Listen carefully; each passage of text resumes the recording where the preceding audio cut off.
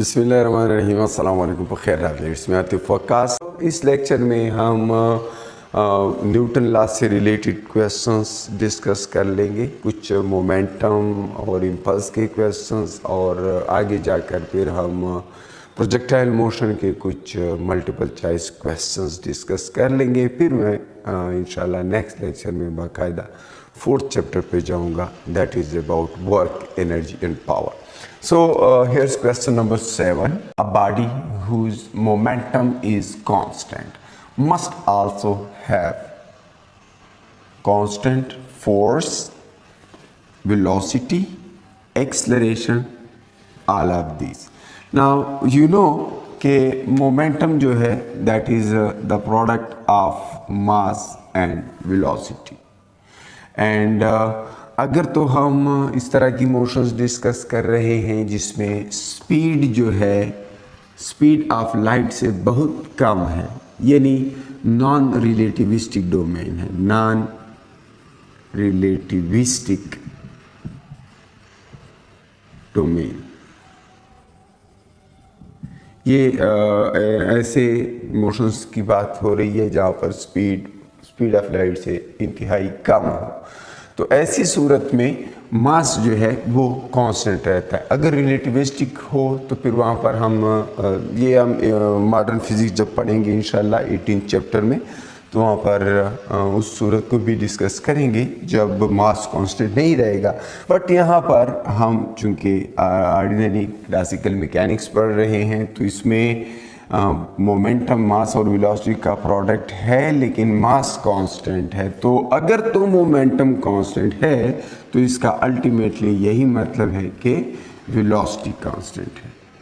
Force जो है ये अगर कांस्टेंट हो भी सही, तब भी मोमेंटम के अंदर चेंज आती है, वो चेंज कांस्टेंट होती है, क्योंकि हम जानते हैं कि force is time rate of change of momentum.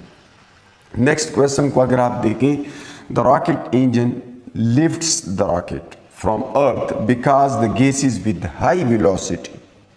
Option A, push it against the earth.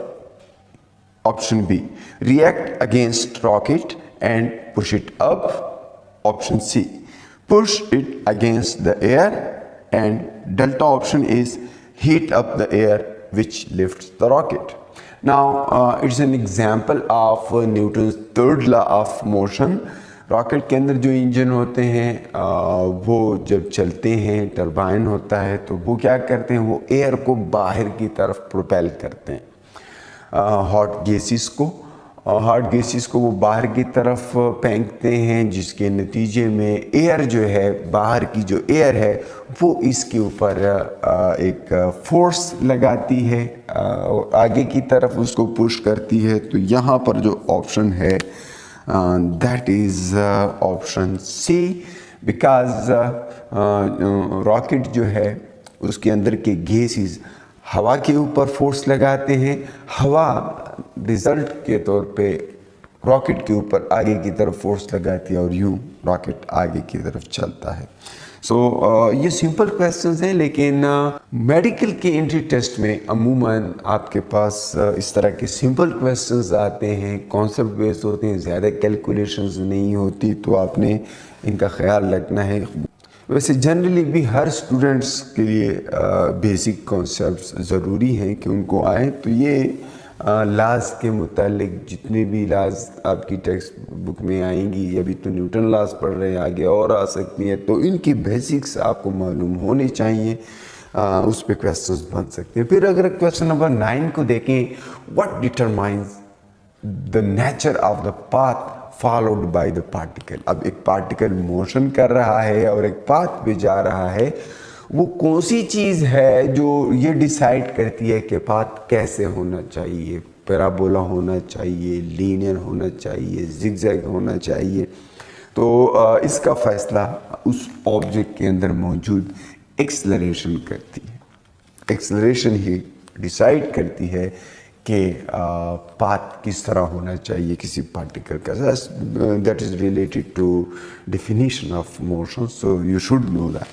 And then question number 10, a cricket player catches a ball of mass 0.1 kilogram moving with speed of 10 meters per second in 0.1 seconds. The force exerted by him is. Now this question is related to Newton's second law, and Newton's second law is about the relationship between force and momentum. Then we know that F is equal to change in momentum with respect to time. Now if you look at this question here, mass given है, time given है, speed given है, force पूछी गई है, तो मास और velocity का product आपको मोमेंटम देता है। चूंकि कैच करने के बाद मोमेंटम उस ऑब्जेक्ट का, उस बाल का ज़ीरो हो जाता है, इसलिए मोमेंटम में चेंज एक्चुअली इनिशियल मोमेंटम है, and that is mv। Finally तो वो ज़ीरो हो जाता है, and then it is divided by delta T. If you substitute the values you get the result. The values are 0.1 multiplied with 10 you get 1, 0.1 multiplied with 10, दोनों SI units हैं इसलिए मैं unit साथ नहीं लिख रहा। That is divided by 0.1 second, 0.1 second. So 0.1 cancels with 0.1 and you are left with 10 Newton. So the answer is 10 Newton, option A. और इसके साथ ही मैं नेक्स्ट क्वेश्चन पे जाऊंगा। नेक्स्ट क्वेश्चन अगर आप देखिए, question number 11, that's related to projectile motion. A particle is projected making an angle of 45 degree with horizontal having kinetic energy K. The kinetic energy at the highest point is. Now चूँकि आप जानते हैं कि summit point के ऊपर जो velocity होती है that is x component of velocity only, because summit point पर y component velocity का 0 हो जाता है, so v is equal to vx. I am talking about summit point, that is Vx, and that is equal to Vi cos theta. अगर मैं kinetic energy की बात करूँ, so kinetic energy is half m Vs square, and that is because of summit point. मैंने subscript में s लिखा है, Vs is Vi cos theta. Now half m Vi cos theta whole square. Now from here we get half m Vi square times cos square of theta. Now half m Vi square, that's the initial kinetic energy, and that is given as k, so it is k. But how about cos square of theta? Theta is given, it is 45 degree, cos of 45 and whole square. Cos of 45 is 1 divided by square root of 2. इसका square लें तो 1/2 आ जाता है। Result is k/2. So kinetic energy at summit point is 1/2 the kinetic energy at initial point. And यहाँ पर आपके पास option B correct आ जाता है। नेक्स्ट क्वेश्चन अगर आप देखें, a projectile is projected with an angle of projection equal to 45 degree. If the maximum height it covers is 100 meters, what is the horizontal range? Now, you know that if a projectile is thrown with 45 degree, it covers maximum horizontal range. But at the same time, we can write that range would be Vi square divided by G, because sine of 2 theta, यहाँ पर जब हम 45 theta की जगह put कर लेंगे तो sign of 2 multiplied with 45 से साइन ऑफ 90 आएगा, and that is equal to 1। So इसलिए ये सारा पोर्शन ख़त्म हो जाएगा और रेंज मैक्सिमम हमारे पास Vi square divided by G आता है। अब आप जानते हैं कि हाइट जो है, maximum height max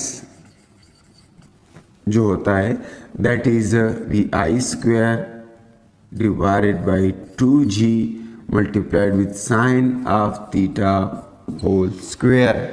and if you do remember, मैंने लेक्चर में आपको बताया था कि जब हम एंगल 45 डिग्री पुट कर लेते हैं तो हाइट और रेंज मैक्सिमम के अंदर एक रिलेशनशिप आ जाता है, and that relationship is height is 1/4 of range. तो चूँकि यहाँ पर 45 डिग्री बताया है, इसलिए आप डायरेक्टली ये दावा कर सकते हैं कि रेंज जो है हाइट का 4 टाइम्स होगा. Now height is given as 100 metres, therefore range would be 4 times the height, and that would be 4 multiplied with 100 means 400 meters. So the answer here is 400 meters.